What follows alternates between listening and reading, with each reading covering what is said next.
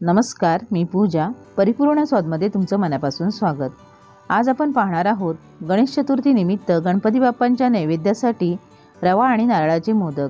हे मोदक कमीत कमी 20 मिनिटांमध्ये तुम्ही तयार करू शकता. हे मोदक चवीला अप्रतिम होतात. जर तुम्ही अजून परिपूर्ण स्वादला सबस्क्राईब केलं नसेल तर नक्की सबस्क्राईब करा. बाजूचं बेल आयकॉन पण दाबा, म्हणजे माझ्या येणाऱ्या रेसिपीजच्या नोटिफिकेशन सर्वात आधी तुम्हाला मिळतील. व्हिडिओ आवडला तर लाईक करा आणि तुमच्या मित्रमैत्रिणींसोबत शेअर करा. चला तर मग पाहूया रवा आणि नारळाचे मोदक. इथे मी गॅसवर कढईमध्ये पाव कप साजूक तूप घेतलेला आहे. गॅसची फ्लेम लो आहे. आता आपण यामध्ये 1 कप बारीक रवा घालूया. मोदक बनवण्यासाठी आपल्याला बारीक रवाच वापरायचा आहे.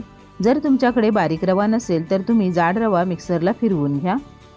आता आपण चमच्याने रवा तुपामध्ये छान मिक्स करून घेऊया आणि असं सतत चमच्याने ढवळत राहायचं आहे. रवा आपल्याला कमीत कमी 9 ते 10 मिनिट तरी लो फ्लेमवर भाजून घ्यायचा आहे. रवा आपण लो फ्लेमवरच भाजायचा आहे. रवा खूप जास्ती भाजून करपू द्यायचा नाही आहे. अशा पद्धतीने आपण सतत ढवळत राहूया आणि रव्याला हलका सोनेरी कलर येईपर्यंत रवा भाजून घेऊया. रवा भाजायला घेऊन 10 मिनिटं झालेली आहेत. तुम्ही पाहू शकता रव्याला छान हलका सोनेरी कलर आलेला आहे. रवा मी लो फ्लेमवर भाजून घेतल्यामुळे तो न करपता छान भाजला गेला आहे. आता आपण यामध्ये 1 कप डेसिकेटेड कोकोनट घालूया. डेसिकेटेड कोकोनट म्हणजे बाजारात तयार खोबऱ्याचा किस मिळतो. हा खोबऱ्याचा किस तुम्हाला कोणत्याही किराणा मालाच्या दुकानात सहज मिळेल. तुम्ही डेसिकेटेड कोकोनट ऐवजी ओलं खोबरं देखील वापरू शकता. आपण इथे 1 कप रवा घेतला होता, त्यासाठी आपण 1 कप खोबऱ्याचा किस घ्यायचा आहे. तुम्ही ओलं खोबरं घ्या किंवा अशा पद्धतीने सुक्या खोबऱ्याचा किस घ्या तरीही चालेल. आता आपण 2 मिनिटं लो फ्लेमवर पुन्हा खोबऱ्याचा किस आणि रवा भाजून घेणार आहोत. जर तुम्ही ओलं खोबरं वापरणार असाल तर 3 ते 4 मिनिटं लो फ्लेमवर अशा पद्धतीने भाजून घ्या. 2 मिनिटं खोबरं आणि रवा भाजून झाला की यानंतर आपण यामध्ये अर्धा कप दूध पावडर घालायचे आहे. यामुळे मोदकांना छान माव्यासारखी टेस्ट येते. आता आपण दूध पावडर यामध्ये छान मिक्स करून घेऊया. यानंतर आपण यामध्ये अर्धा कप दूध घालूया. दूध मी नेहमीसारखं गरम करून रूम टेम्परेचरवर आलेलं दूध घेतलेलं आहे. यानंतर पाव कप गरम दुधामध्ये मी 15 ते 20 केशरच्या काड्या भिजत ठेवलेल्या होत्या. ते दूध मी यामध्ये घातलेलं आहे आणि 1 चिमूट लेमन येलो फूड कलर घालायचा आहे. हा ऑप्शनल आहे. तुम्हाला जर डार्क कलर हवा असेल तरच यामध्ये फूड कलर घाला, नाहीतर केशरचा सुद्धा कलर याला येतो. आता आपण हे सर्व साहित्य छान मिक्स करून घेऊया. गॅसची फ्लेम आपण लो ठेवायची आहे आणि आपण सतत ढवळत राहायचं आहे. हे मिश्रण तळाला लागू शकतं आणि करपू शकतं. अशा पद्धतीने आपण सतत ढवळत राहूया आणि याच्या सगळ्या गुठळ्या मोडून घेऊया. यामध्ये दूध मिक्स करून झाल्यानंतर तुम्ही पाहू शकता आपलं मिश्रण असं मोकळं होईपर्यंत आपण ढवळून घ्यायचं आहे. आता आपण यामध्ये पाऊण कप पिठी साखर घालूया. गोड तुम्ही तुमच्या आवडीनुसार कमी अधिक करू शकता. अर्धा टीस्पून वेलची पावडर घालायची आहे. आता आपण साखर आणि वेलची पावडर यामध्ये छान मिक्स करून घेऊया. अशा पद्धतीने आपण यामध्ये अर्धा कप दूध पावडर घातली होती आणि अर्धा कप दूध घातलं होतं. त्याऐवजी तुम्ही अर्धा कप दुधावरची साय घालू शकता किंवा फ्रेश क्रीम देखील घालू शकता. पण आपण पाव कप घेतलेलं केशरचं दूध यात घालायचंच आहे. शिवाय तुम्ही इथे अर्धा कप कंडेन्स मिल्क देखील वापरू शकता. मग तुम्हाला यामध्ये साखर पण घालायची गरज नाही आहे, कारण कंडेन्स मिल्क आधीच खूप गोड असतं. आता आपण यामध्ये साखर छान मिक्स करून घेऊया.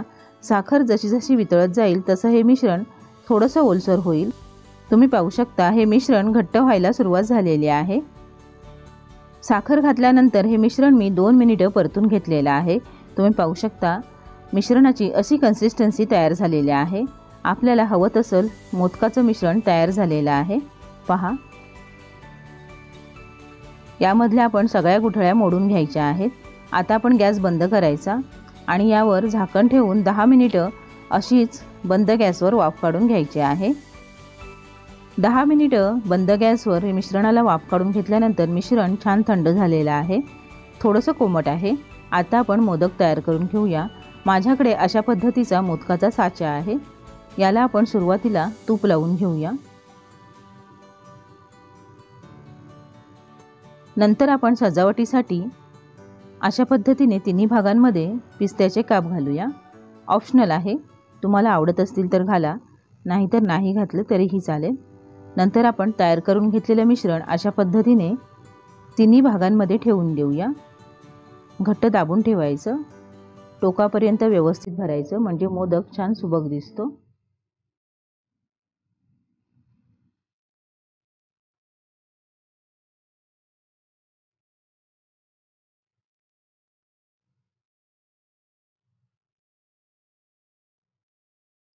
तिन्ही भागांमध्ये मोदकाचं मिश्रण भरून झालं की आपण साचा अशा पद्धतीने बंद करून घ्यायचा आहे।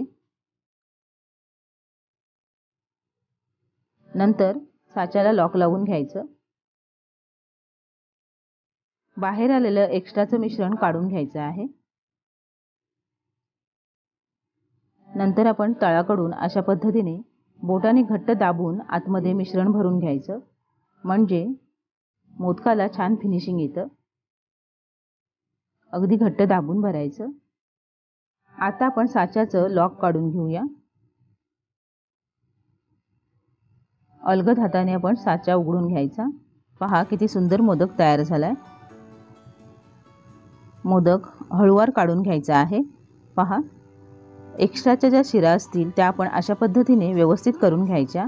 मोदकाचं टोक देखील हाताने व्यवस्थित करून घ्यायचं। पहा किती सुंदर आणि सुबक मोदक तयार झालेला आहे। आपण अजून एक मोदक तयार करून पाहूया। सजावटीसाठी पिस्त्याचे काप ठेवूया।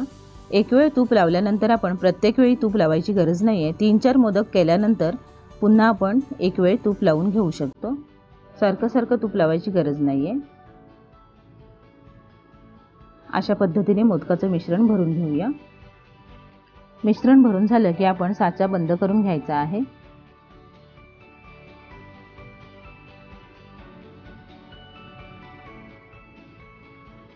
साच्याला लॉक लावायचं, एक्स्ट्राचं मिश्रण काढून घ्यायचं आणि तळाकडून घट्ट दाबून मिश्रण भरायचं। आता आपण साचा उघडून घेऊया।